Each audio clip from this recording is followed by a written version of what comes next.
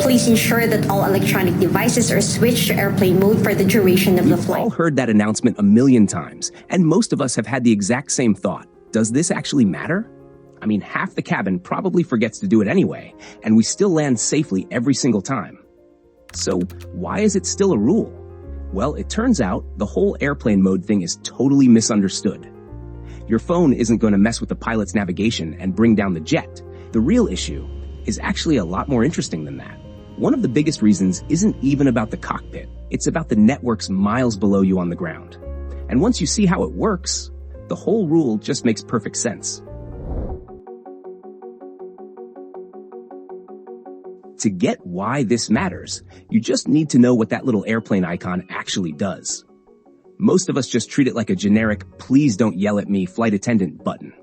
But under the hood, it's basically a quick way to shut down your phone's wireless radios. Usually, that means cellular, Wi-Fi, and Bluetooth all get switched off at first. Then, depending on your device and the airline's rules, you can usually turn Wi-Fi or Bluetooth back on for things like in-flight internet or your AirPods. But the big one for this story is cellular. See, your phone is incredibly needy. Even sitting in your pocket, it is constantly shouting at local cell towers. Hey, AT&T, Verizon, are we still connected? Airplane mode stops that shouting. It doesn't brick your phone. You can still turn Bluetooth back on for your AirPods, or use in-flight Wi-Fi to watch YouTube if your flight offers it. What it really stops is your phone aggressively begging for a cellular signal, which is totally fine on the ground, until you strap that needy phone into a metal tube flying 500 miles an hour.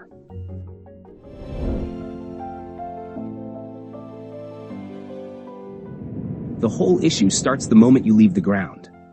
Down here, your phone quietly locks onto a nearby tower and just chills out. But as you climb to 35,000 feet and hit 500 miles an hour, it loses that stable connection. And your phone doesn't just accept defeat, it panics. Because it thinks your reception is just terrible, it starts working way harder in the air than it ever does on the ground. It maxes out its transmission power, screaming at full volume to try and force a connection. It burns through your battery to solve a problem it can't possibly win. Now, you're probably thinking, okay, so it drains my battery.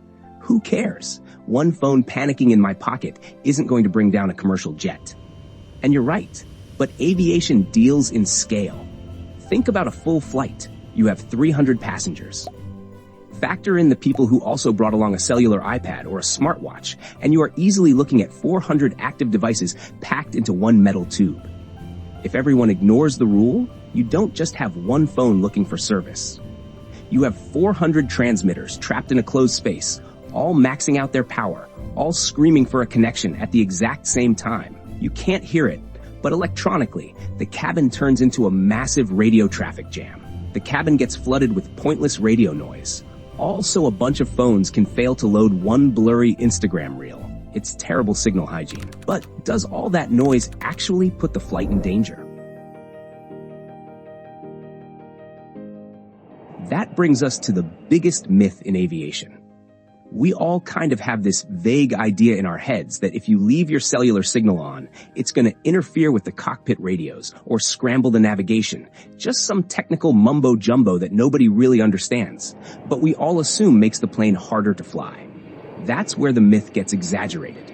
A lot of us imagine something dramatic. Your phone interferes with the cockpit radios, scrambles the navigation, and suddenly the pilots have one more problem to deal with. But in normal commercial flying, that is not really the main concern. Modern jets are built with radio interference in mind. One passenger's phone is not going to overpower the cockpit. Airlines and aircraft manufacturers are not going to bet the lives of 300 people on whether or not you remember to tap a tiny button on your screen. If your phone could actually take down a jet, they wouldn't let you bring it on board in the first place. So yes, regulators still take electronic interference seriously. But the everyday reason for airplane mode is not that your phone is secretly wrestling with the pilots. The bigger issue is what your phone is doing outside the plane, trying to talk to towers on the ground. Most of us imagine cell towers just blast signal everywhere, like a giant Wi-Fi dome. They don't. Those antennas are carefully angled downward.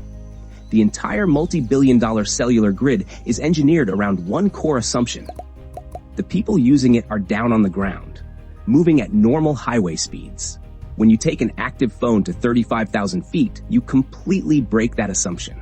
Up there, your phone has a clear line of sight to dozens of towers across multiple counties. And because you are flying at 500 miles an hour, your phone is pinging all of them at once, rapidly jumping from zone to zone. From the network's perspective, this is a mess. The system on the ground is forced to waste processing power trying to track and route a connection for a device that is moving at aircraft speeds across state lines. Your phone isn't just failing to get a signal. It is actively confusing the grid below. And when the network is distracted by hundreds of phones flying overhead, it actually degrades the connection quality for the regular people just trying to use their phones down on the street.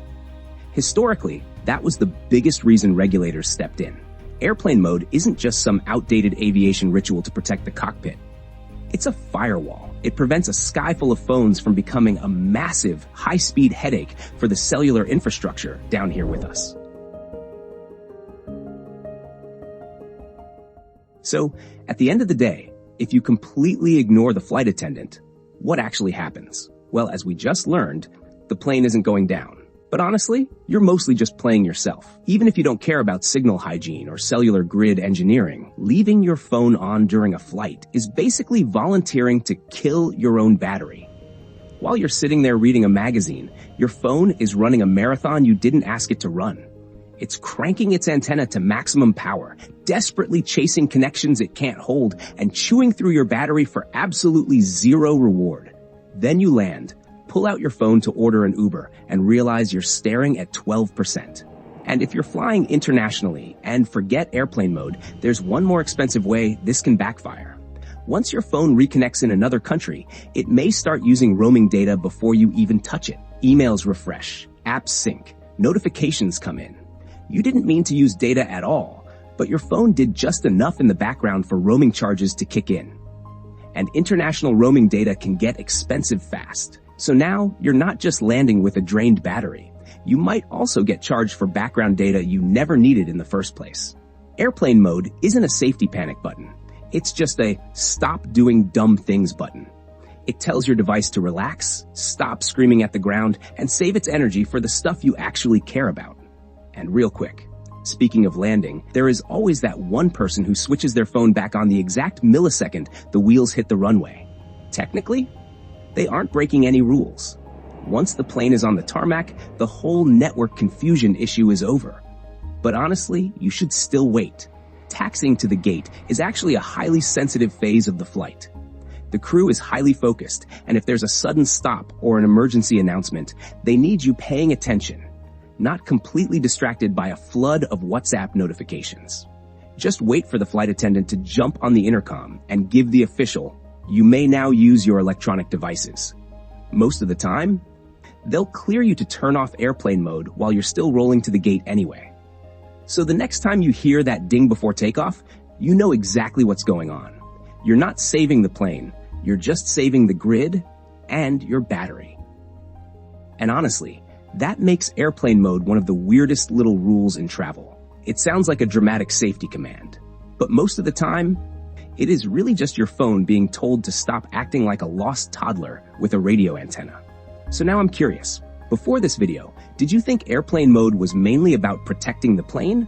Or did you already know the ground networks were part of the story?